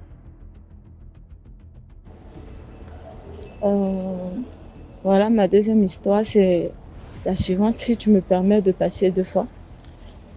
La seconde histoire, elle concerne les esprits toujours.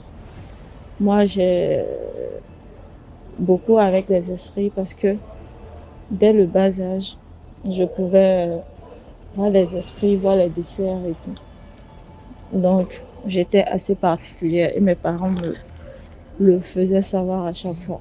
Donc, une histoire qui s'est passée dans mon enfance, c'était que avant le décès de ma maman, peut-être que j'ai déjà raconté l'histoire au plus tôt, la veille de son décès, vu qu'elle ne vivait pas avec moi, ma maman, elle ne vivait pas avec moi, elle m'a confié à sa grande sœur qui a été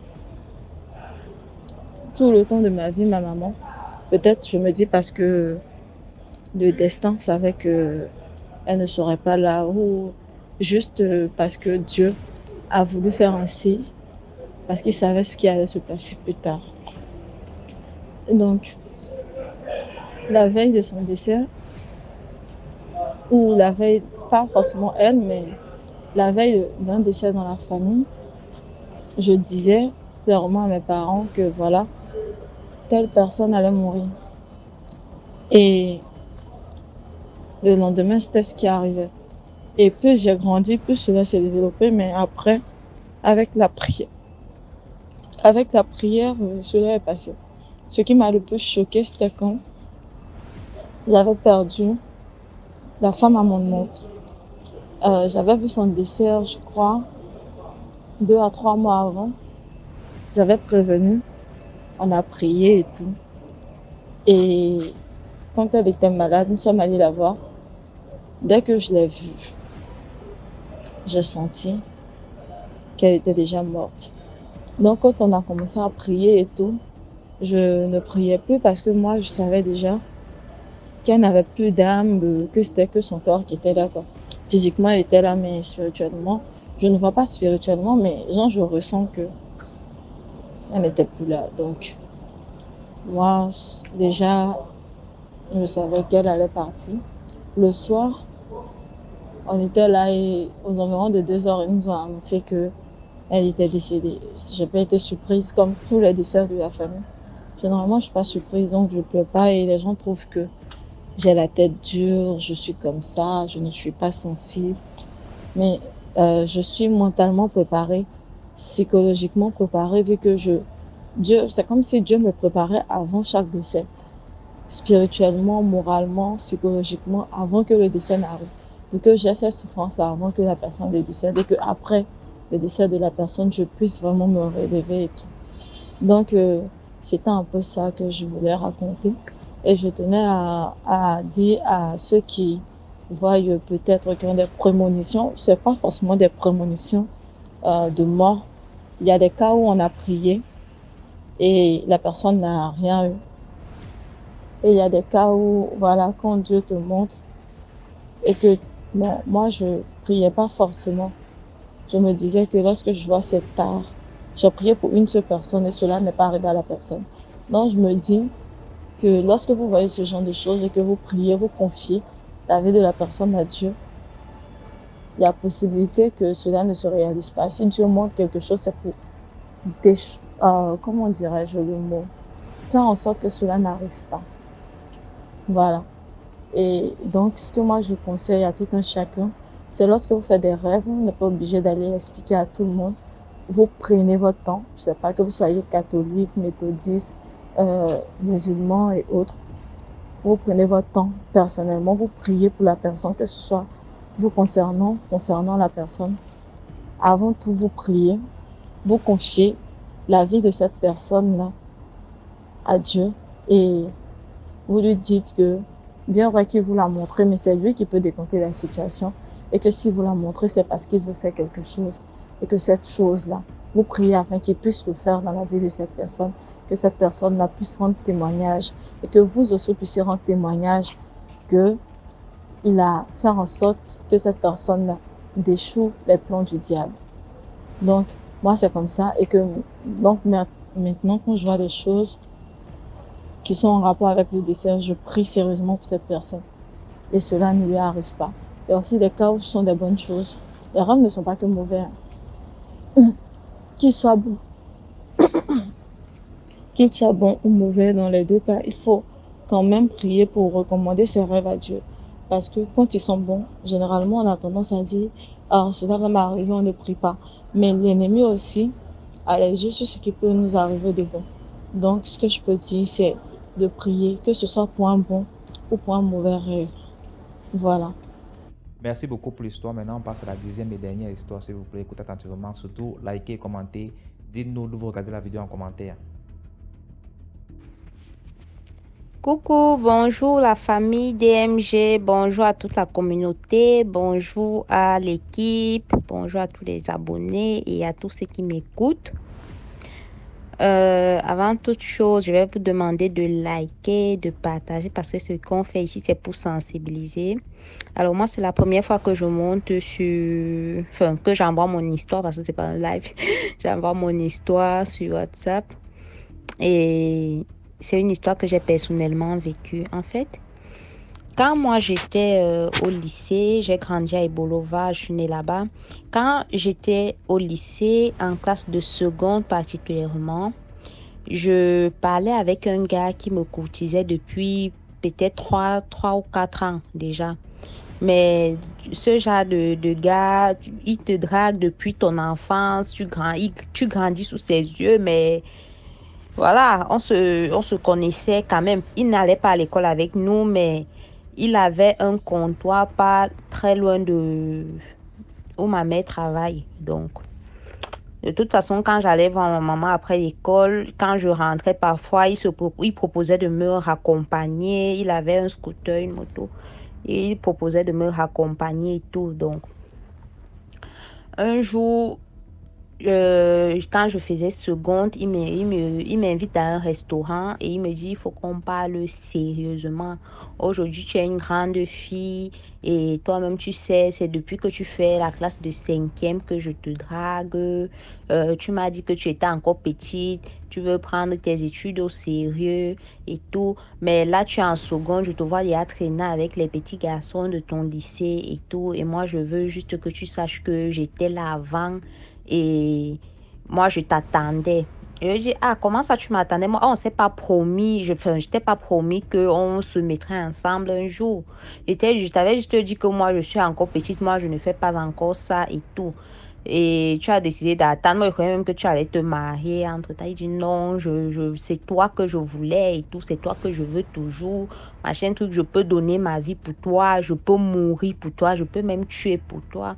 Bon, imaginez-vous en seconde, déjà, quand quelqu'un vient avec ce genre de dévotion, je ne sais pas, peut-être le but était de me persuader, mais moi, ça m'a plutôt fait peur. En fait, moi, j'ai eu peur et je me suis dit, ok, bon.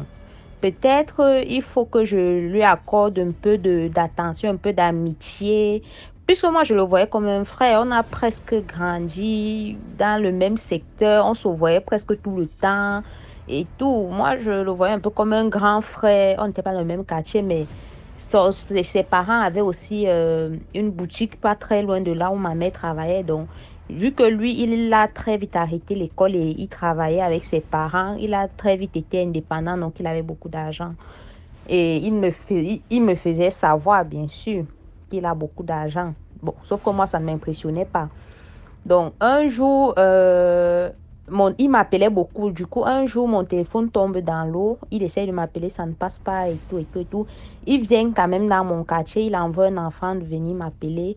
Et l'enfant arrive, il me dit, voilà, il y a un tonton qui te cherche dehors, il a une moto comme ça, il avait un scooter. Et je viens, donc le gars, il me dit, voilà, qu'est-ce qui s'est passé avec ton téléphone? Il dit que non, c'est tombé dans l'eau et mon frère a mis dans le sac de riz. Mon frère a mis dans le sac de riz et j'attends, voilà, il m'a demandé d'attendre, je suis en train d'attendre. Il me dit, non, de toute façon, ton téléphone, il était déjà tout vieux, voilà. Viens, on va à Itel. Donc, au centre-ville de Bolova, il y a une maison de téléphone Itel. Il me dit, viens, on va à Itel, je vais t'acheter un nouveau téléphone. Je lui ai dit, c'est trop beau pour être vrai, c'est bizarre. Il me dit, non, n'aie pas peur. Après tout, tu es quand même, avant toute chose, tu es quand même ma petite soeur du quartier. En plus, nos parents se connaissent, ils sont amis et tout et tout. J'étais même avec ta mère tout à l'heure, tout le blablabla. Bon. j'ai été tentée et du coup, je suis partie. Alors, on part, il me dit, choisis le téléphone que tu veux. Les Android étaient encore à la mode, les téléphones multimédia. Bref, les téléphones tactiles, voilà, étaient à la mode et tout, parce que je faisais seconde. J'arrive, je me dirige vers le stand des téléphones, des grands téléphones à écran tactile, machin truc. Et je choisis un téléphone Itel. Le téléphone là, je me rappelle, il a payé à 25 000. Il achète le téléphone, il me remet là sur le coup, tout. Je rentre, mes frères et sœurs m'intimident que, ouais, comment ton téléphone, tu as le plus grand téléphone de la maison, pourtant tu es parmi les plus petites de la maison, c'est monté, c'est descendu et tout. Il y a même un de mes grands frères qui voulait me sissier. Je lui ai dit que jamais le téléphone, c'est un cadeau. Donc, mes parents n'ont pas vraiment prêté attention parce que si ma maman particulièrement envoyait le téléphone, elle allait me demander qui t'a donné et peut-être elle allait me demander d'aller remettre. Donc, j'utilisais un peu en cachette. Donc, c'est comme ça qu'avec lui, on a commencé à parler. On se voyait très souvent. Mais à chaque fois qu'il me demandait de venir chez lui, je sais pas, mais à chaque fois, j'avais une amie. Bon, elle est toujours mon amie d'ailleurs. J'ai une amie qui me disait à chaque fois que allons ensemble. Bon, moi, avec cette copine-là, on se disait presque tout. Et c'était toujours du genre comme une coïncidence. À chaque fois qu'il me disait, voilà, je veux qu'on se voit peut-être à tel restaurant, à telle heure. 30 minutes avant, ma copine la débarque à la maison sans même que je lui demande de venir. Du coup, on se lève et on va ensemble. C'était pas trop dans le but de lui c'était un peu stocker de l'argent. Puis on ne faisait que manger. Moi, je prenais pas son argent. Et à chaque fois, je marchais avec la fille et tout. Du coup, un jour, le gars m'invite chez lui. Et il me dit, voilà. Donc, avant ça, il avait voyagé. Il était parti à Fumban dans son village. Il a fait peut-être 2 mois par là. On s'appelait les premières semaines. Après, moi, je l'appelais plus. Vu que je sortais pas avec lui, c'est vrai qu'il me draguait. J'étais là, mais je disais pas oui, je disais pas non. On tournait comme ça. Même le simple petit bisou sur la bouche, on s'était jamais fait. On se voyait, on pouvait parler 15 minutes. Après, on part. S'il veut me donner quelque chose, il me donne, il m'achète les chaussures. Il vient, il donne à mon petit frère. Mon petit frère me donne des trucs comme ça. Donc, moi, je le considérais pas vraiment comme un gars, mais plutôt comme un grand frère avec qui j'ai grandi, quoi. Donc, un jour, le jour qu'il revient de Fumban, il me dit, bon, voilà, je suis rentrée. Pourquoi tu ne m'as pas appelé entre-temps? Je lui dis que, parfois j'oubliais, parfois c'était l'école, parfois je voulais même écrire, mais la paresse, parfois et tout, je justifie ça comme ça. Et il me dit, ouais, en tout cas, moi-même, mon téléphone, j'étais dans la bourse. À un moment, je n'avais plus de téléphone. Là, je viens de rentrer. Demain, le lendemain devait être un samedi. Il me dit, demain, il faut venir à la maison. J'étais gardé beaucoup de choses, mais viens seul. Et je lui dis, mais depuis quand tu me conditionnes quand on doit se voir? Il me dit, non, viens seul. Je lui dis, c'est obligé. Il me dit, bon, pas que c'est obligé, mais je préfère que tu viennes seul. Le fait qu'il me dise, je préfère, moi, je me suis dit que, à défaut de tes préférences, je peux quand même faire ce que je veux. Alors là, je n'avais même pas l'intention de partir avec quelqu'un à la base. Parce qu'il m'a dit, viens à la maison, je me suis dit, ok, je vais quand même partir. Puis c'était à partir chez lui une ou 2 fois, mais j'étais avec ma copine là. Donc, quand il me dit, viens seul, je décide directement de venir avec ma copine. Pourtant, j'aurais pu venir seule. Je lui dis d'accord, mais je ne lui dis pas que je vais venir avec la fille. On se donne l'heure et tout. Il me dit, je t'ai gardé de la viande, machin truc, et une Malta. Bon, je te prends combien de Malta? Parce que moi, je prends pas l'alcool. Je te prends combien de Malta? Je lui dis, ça dépend, même une sera assez. Hein. Mais on ne sait jamais, prends quand même 2. Parce que dans ma tête, je savais que je vais venir avec la fille. Donc, il me dit, ok, viens à 16h. Je dis, ok, mais ce que tu sais bien que ma mère à 18h, elle est à la maison. Donc, 16h, on n'a que 2 heures de temps. Il ne faut pas que, quand ma mère me cherche, c'est la folie au quartier. Maintenant, je dis à la fille qu'il a même dit que je vienne seule. Mais ce qu'on va faire, c'est quoi? C'est que j'arrive seule et tu attends même 20 minutes comme ça. Tu m'appelles, tu fais genre, tu as un truc urgent. Là, je te demande de passer me chercher. Tu dures même encore 10 ou 15 minutes. Tu viens maintenant me chercher chez lui et tout, et tout, et tout. Elle me dit, OK. Je pars quelque part. En route, j'avais peur parce que la fille et moi, on a marché ensemble jusqu'à un certain niveau. Elle est allée se placer sous un manguier. Elle m'attendait. Moi, j'avais peur. J'arrive, j'avais un truc, un sixième sens qui me disait, où tu pars là, où tu pars, ça s'annonce mal et tout. J'entre quand même, je vois, tout est nettoyé, tout est nickel. Sur sa petite table, il y a une liasse de billets, les billets de 10 000 et tout, et tout, et tout. Il me dit qu'il va se laver. Et que donc tu m'as appelé pour aller te laver. Pourquoi tu ne t'es pas lavé avant que je n'arrive? Il dit que comme il travaillait et tout, il prend la viande dans le papier ciment. Enfin, on avait emballé dans le papier ciment et tout, comme on fait au pays. Il prend de la viande, je ne sais même pas la viande, c'était de la viande de quoi, je ne sais pas. La viande brisée, il vient, il pose devant moi, mais c'était beaucoup. Il vient, il dépose devant moi et il me dit, mange pendant que je vais me laver. Près de la viande, il y avait une liasse de billets de 10 000, je me rappelle. Maintenant, quand j'essaye vraiment d'ouvrir le carton, il y a une petite odeur qui dégageait. Ça m'a donné directement les nausées. Et j'ai été dégoûtée. Donc, même goûter la viande, je n'ai pas pu goûter. Je commençais à être indisposée parce que je sentais une odeur que je sais pas c'était quoi, mais ça me dégoûtait en tout cas. Je sais pas, mais je ne faisais qu'aller sur l'argent.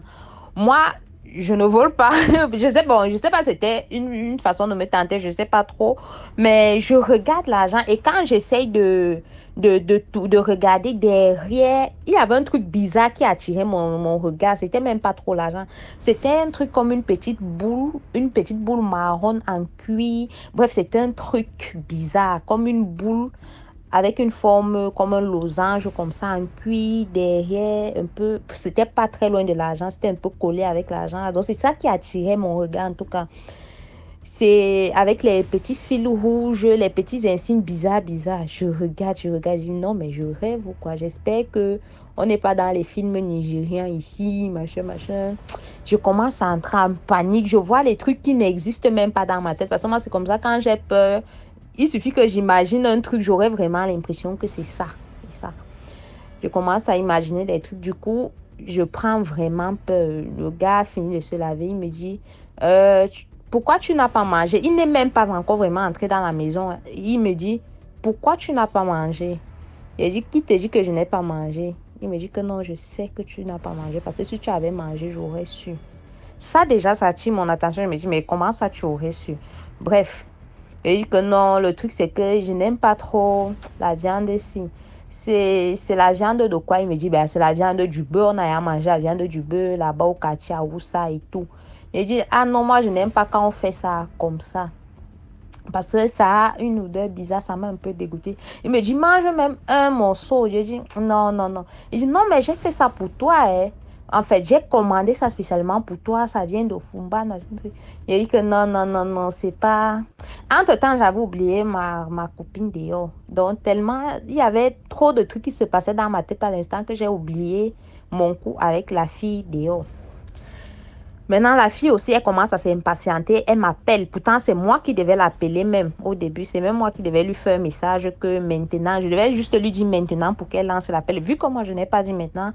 Elle m'appelle directement et je lui demande donc de venir. On monte le coup comme on avait prévu. Il me dit, c'est quoi, ta copine vient?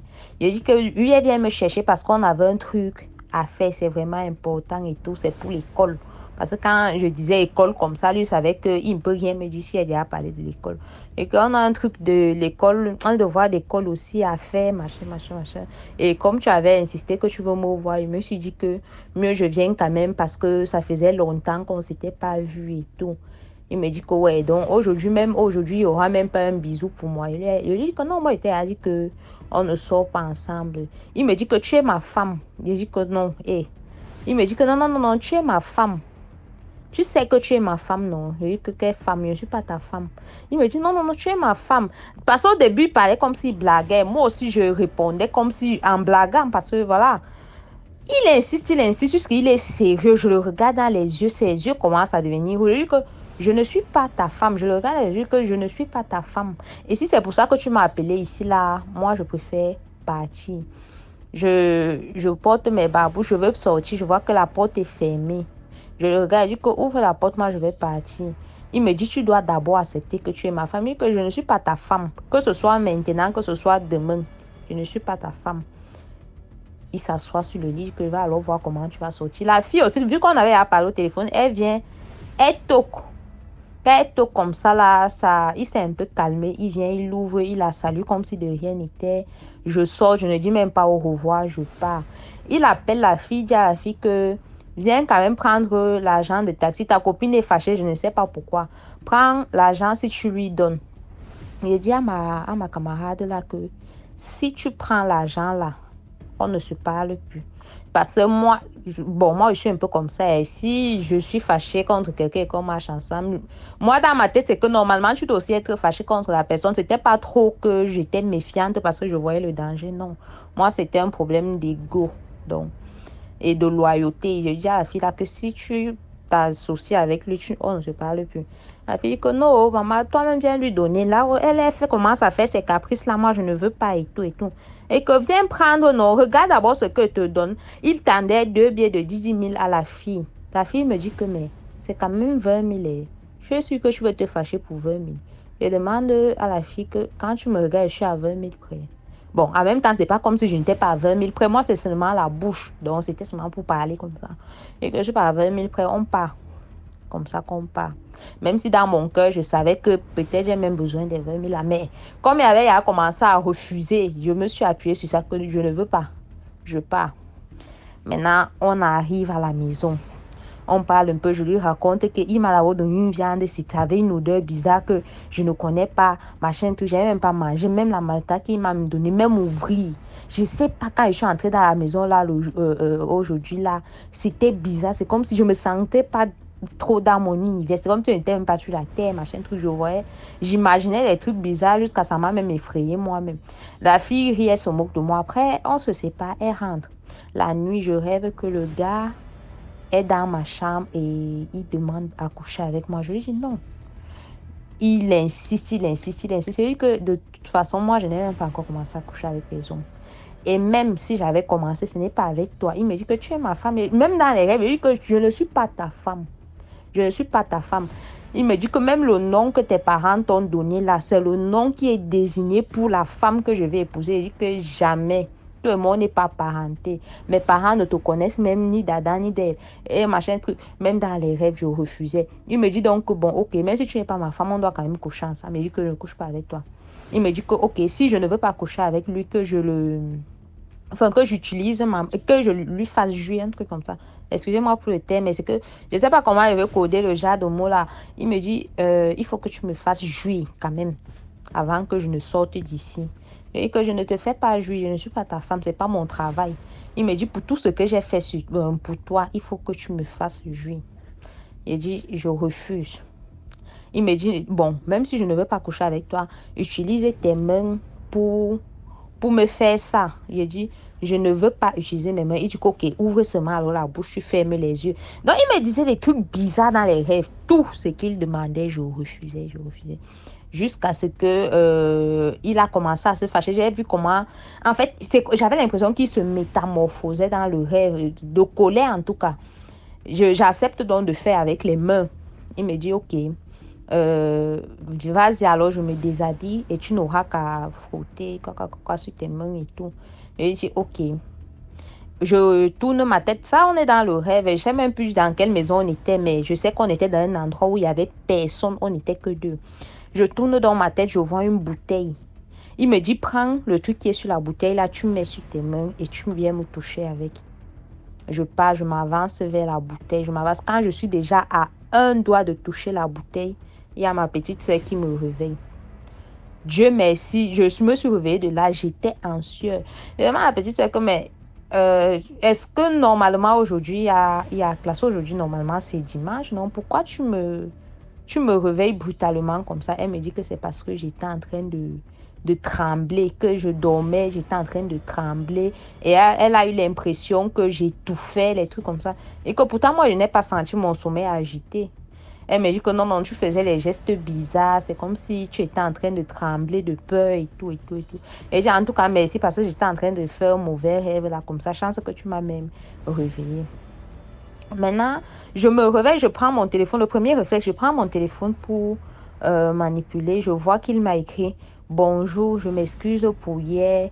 Je veux qu'on parle aujourd'hui. Je tiens vraiment à te donner ce que je t'ai gardé. » Et je dis « Hey, le gars, c'est là, ça commence à faire un peu trop d'un coup. » Ok. Je lui dis que la condition pour que je prenne ce que tu m'as donné, c'est que toi, maintenant, tu te déplaces parce que j'étais chez toi hier. Ça s'est très mal passé. Je préfère que tu viennes me donner ce que tu m'as gardé ici chez moi. Il me dit, ok, dans ce cas, moi aussi, je pose ma part de condition. Je ne vais pas venir avant 23 heures. Je lui dis que comment ça doit, je vais rester éveillé jusqu'à 23 heures. Demain, il y a cours. Moi, je pars à l'école lundi. Demain, moi, j'ai classe. Je ne peux pas rester éveillé jusqu'à 23 heures. Et pour que tu viennes, je fais un petit aller-retour. Là, je sors de la maison par la fenêtre juste pour aller prendre ce que tu es venu avec. Et je rentre. Il me dit qu'en tout cas, je vais venir à 23h45. Donc, le temps de parler et tout ce qui est, c'est qu'à minuit 10, tu seras déjà chez toi. J'essaie de capter l'intervalle entre 23h45 et minuit 10. Il me dit, pourquoi il prend cette transition-là? En fait, je ne comprenais pas pourquoi il était trop précis sur les heures. Je dis, de toute façon, si tu ne viens pas à 17h, un peu avant que ma mère ne rentre du travail, moi, de la réunion, pardon. Un peu avant que ma mère ne rentre de la réunion, moi, je ne pourrais pas sortir. Et c'est comme ça qu'on recommence à se disputer jusqu'à qu'on arrive au niveau où il me demande de lui donner tout ce qu'il m'a déjà acheté. Et que c'est soit je viens prendre ce qu'il me propose, soit je lui remets tout ce qu'il m'a déjà donné depuis mes 12 ans qu'on se connaît là. Donc, même les petits trucs, il me redemande tout. Même l'argent qu'il m'a donné, le même argent, il m'a dit que tu ne sais même pas à qui tu as fait. Comme les filles des bolos vont aussi la bouche comme quoi, là, ils commencent à l'insulter. Oh, tu m'as d'abord donné quoi? Oh, machin, tu crois même que tu es quoi? Oh, le petit téléphone. Et pourtant, c'est ça que j'utilisais. Il dit que d'abord, viens même prendre ton téléphone ici. Oh, moi, il y a trop grandi à la maison avec ça. Tout ce dont je me rappelais, j'avais même déjà emballé. Il me dit que ce n'est pas, je cite tout. Que voilà, j'ai ça. Il faut que tu viennes même prendre, tu viennes même débarrasser de ça. Il me dit que ce n'est pas tout. Il y a aussi l'argent. Il dit que ok, fais le total de tout ce que tu m'as donné. Tu m'envoies ça dans un message. Et je vais te donner même le double. Bon, ça, c'est la longue bouche des filles. Je vais te donner le double et tout. Il me dit que tu blagues avec moi. Tu ne sais même pas qui je suis. Moi aussi, je n'arrête pas de parler. Que tu crois que tu es quoi? Moi-même, tu sais qui je suis. Oh, machin. La bouche dans le vide, ça. Je parle jusqu'à ce que le gars me dit, ok, je vais te montrer qui est. Bon, je ne sais pas si je peux mentionner son nom, mais il m'a dit ça dans le message. Je vais te montrer qui je suis vraiment. Je lui ai dit que de toute façon, tu ne me fais pas peur. C'est comme ça que je le bloque. Je reste, mon cœur commence à battre, je commence à avoir les frissons bizarres. J'appelle maintenant un de mes amis servants de messe, parce que moi je suis catholique à la base et à l'époque j'étais très pratiquante, j'allais beaucoup à l'église. J'appelle un ami qui est servant de messe, je lui explique un peu que voilà ce qui se passe, machin. Il me dit que ok, cette nuit on ne va pas dormir, on va veiller dans la prière. Je dis ok. C'est comme ça que toute la nuit, on a prié au téléphone. Prier, je lis la Bible, je prie avec mon ami et tout. Il ne s'est rien passé. Le matin, je suis allée à l'école, il ne s'est rien passé, tout allait bien et tout. Il m'a dit, ne relâche pas, il faut prier sans cesse, il ne faut pas lâcher prise parce que le diable est comme ça, il va attendre un moment de faiblesse. Quand tu vas laisser la faille, il va frapper. Donc, si il a promis de te faire un truc, il va certainement le faire et tout. Surtout que tu avais vu les signes ici et là et tout. Il dit, d'accord. C'est comme ça que le gars, il a dit, bon, je n'avais plus de ses nouvelles. Je ne lui écrivais plus, lui non plus, vu que je l'avais bloqué partout, j'ai supprimé son numéro. On est resté le mois d'après. Il y a eu une rumeur là où ma mère travaille, là, que le gars est porté disparu. Apparemment, il aurait eu, je sais pas, il aurait eu un accrochage avec une fille dont les parents sont un peu compliqués, un truc comme ça. Et donc, c'était une sorte de guerre mystique entre le gars et les parents de la fille. Un truc comme une petite fille aussi qu'on connaît très bien d'ailleurs. Mais moi, je savais même pas que les deux se connaissaient. Donc, le gars est porté disparu. On dit qu'il est parti à l'est pour chercher la marchandise et il a disparu dans la brousse. Jusqu'à aujourd'hui, je n'ai pas eu de ses nouvelles. Rien. Bon, je ne sais pas. Quelque part, je dis merci parce que ce sont la prière de mes parents, surtout de ma mère, qui m'a peut-être sorti de cette situation-là. Parce que des histoires comme ça, j'en ai connu tellement. Des histoires où j'étais à ça de tomber dans le trou de manière spontanée comme ça. Je me retrouve sauvée sans même prier. Parfois, c'était même sans même prier. Je me dis, c'est peut-être la prière de mes parents ou de mes ancêtres, parce que mon père, lui, il n'est pas chrétien. Lui, il est plus traditionnaliste et ma mère, elle est chrétienne. Donc, c'est un peu des deux. Bon, je ne sais pas de quel côté le secours vient souvent, mais à chaque fois, j'ai toujours su sortir des mailles du filet. Mais sinon, des tentations comme ça, j'en ai, mais vraiment beaucoup. Donc, voilà un peu pour la petite histoire. Bon, maintenant, le conseil que je tiens à partager avec vous, c'est d'écouter vos parents. Parce que moi, tout ça, c'est la têtutesse qui m'entraînait même dans les trucs comme ça. Parce que quand je me rappelle bien, quand lui et moi, on commence à se rapprocher, ma mère me pose des questions plusieurs fois sur nous. Je dis, ah non, je ne le vois même pas. C'était un hasard. Si tu nous as aperçus, c'était un hasard. Je lui disais pas la vérité. C'est vrai qu'il n'y avait pas concrètement une relation entre nous. Mais elle m'aurait évité même de me retrouver en train de prononcer des trucs comme ce qu'on s'est dit là, ou qui me disent des mots comme quoi je vais te faire un truc et tout. Ça nous aurait évité ça, parce que j'avais vraiment eu peur et tout. Donc, vraiment, écoutons nos parents et soyons vigilants dans tout ce que nous faisons. Voilà, c'est un peu ça pour la petite histoire.